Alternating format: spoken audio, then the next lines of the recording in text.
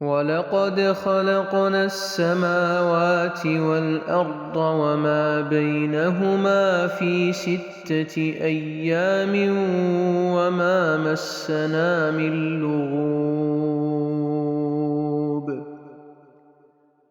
فاصبر على ما يقولون وسبح بحمد ربك قبل طلوع الشمس وقبل الغروب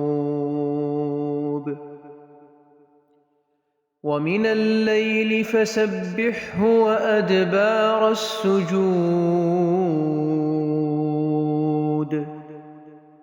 واستمع يوم ينادي المناد من مكان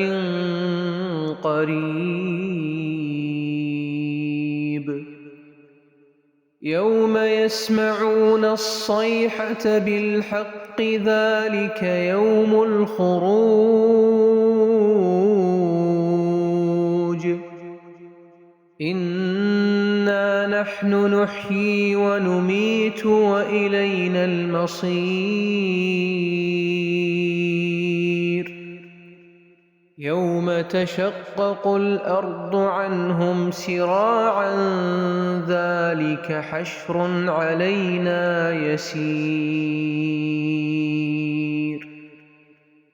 نحن أعلم بما يقولون وما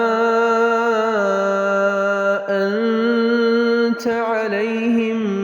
بجبار فذكر بالقرآن من